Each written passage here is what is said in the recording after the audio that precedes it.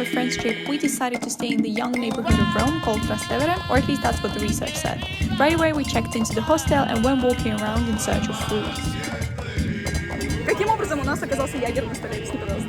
Пошел я на кассу, там, дайте чек, там 4 человека по-русски говорите, а он у меня спросил, я такой, да.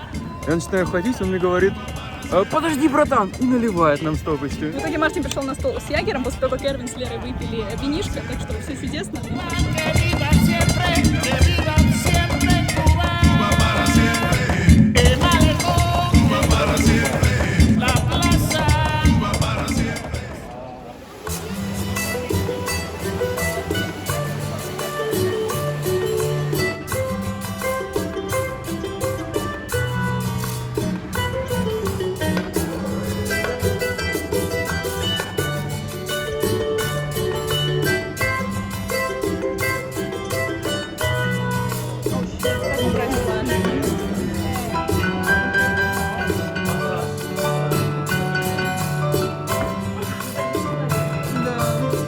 Евро платить не надо.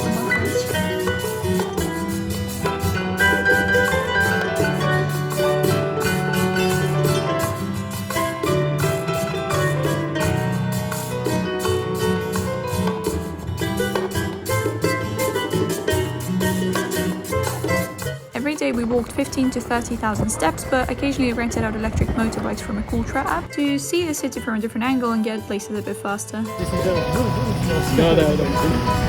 When we got to Vatican in hopes to enter Vatican Museum and the Sistine Chapel, we realized that we were supposed to buy tickets in advance as well, which was our mistake, and that was something we did that evening. Afterwards, we just went to have some pizza and accidentally ended up in a Leonardo da Vinci museum.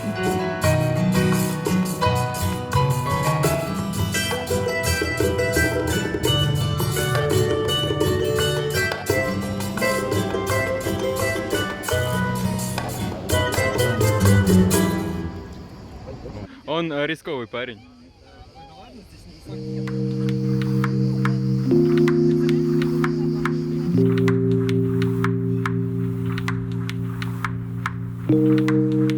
О, Эрвин, покажись. Ты у нас пока самый красивый. There are so many amazing dishes in Italy, but my top 3, excluding gelato, would have to be gnocchi, sfogliatelle, and saltimbocca alla romana. I highly suggest to try them if you ever get the chance to visit. Out of the 4 of us, I was traveling with a vaccination pass, Erwin was traveling with a paper that said that he had been ill a couple of months ago, and Lera and Martin had their negative test result, but since the test is only valid for 48 hours, they had to do another one for them to be able to enter museums freely along with us. So we were headed to the hospital, but on our way there we found a plant nursery.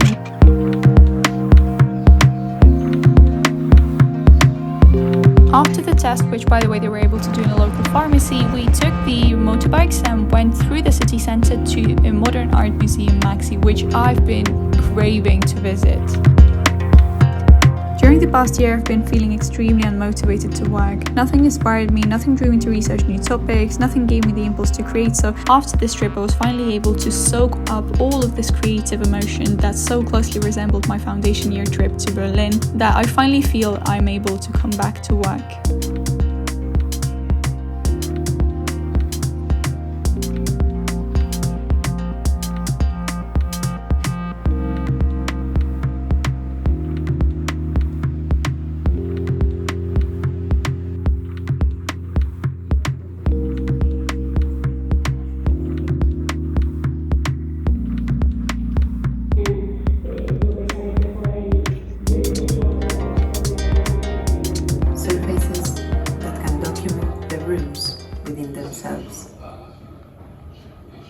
Creating new rooms that compress the multiple layers, expressed and experienced simultaneously, all at once. The history of media reveals the desire to compress.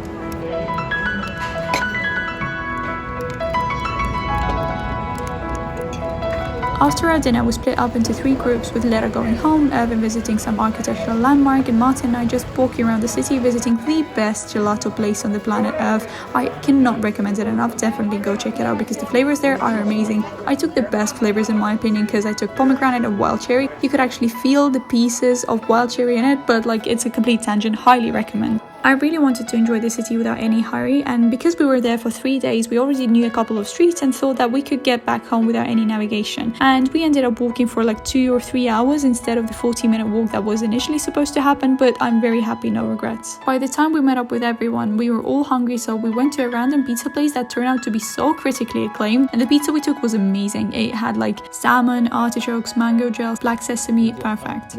And then we savored the moment with limoncello and the view of Trastevere at night.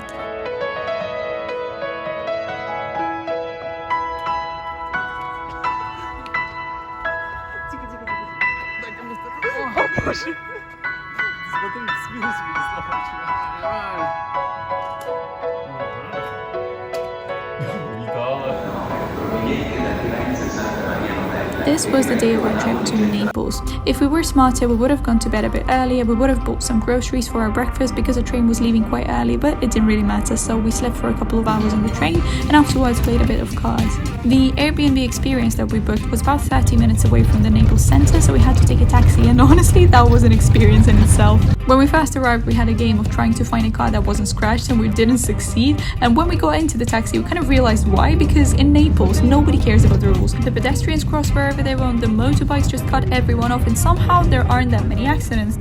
Нет, коло случайно упало. Серьезно? Да. Так, я сейчас... Our kayaking started near Marciara, and we went along the coastal line with Pedro explaining everything about the sunken ruins of Roman time, about the architecture on the coast, leading us to a beautiful cave where we went swimming next to afterwards. And it's actually from that side. And she was crossing the bridge, and now she's also the owner of Juventus. He tried to own this house as well.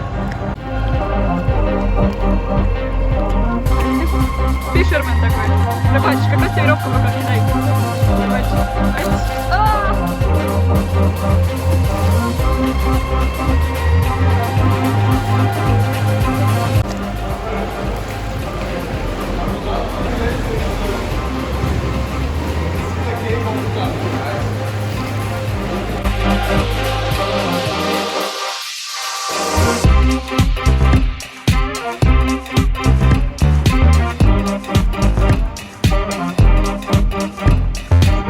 In Naples, we got to see the city at different speeds, having tested almost every mode of transportation besides metro, really.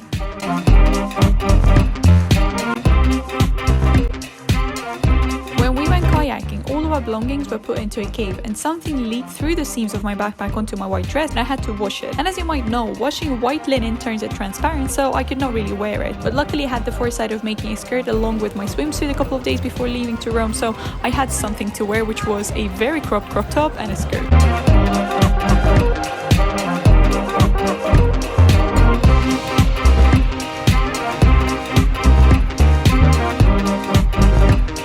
Because our trip was accompanied by a heat wave, I didn't really feel like eating, and the only thing that wanted to enter my body were liquids, so we kind of leaned into it a little.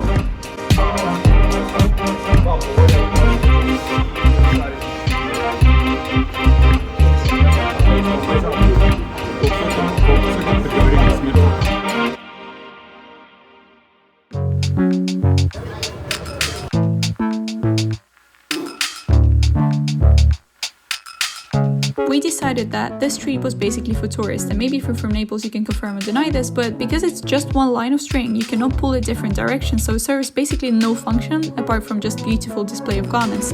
We took a night bus back to Rome, and next to our hostel found a glitch in the matrix with vertical rain in just one patch of the street.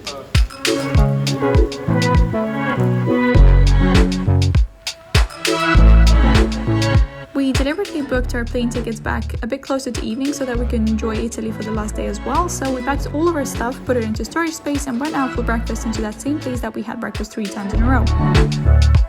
took our motorbikes to Vatican and finally enjoyed the museum with the Sistine Chapel. We booked a guided tour and that was the most amazing idea ever, because even though we might know some information about the frescoes, about Raphael, about Michelangelo, it still isn't close to enough, so Julia Harity was the most amazing guide ever. I would definitely recommend her, 5 out of 5 stars. She explained everything very funnily, very easily to listen and digest, so that was very entertaining.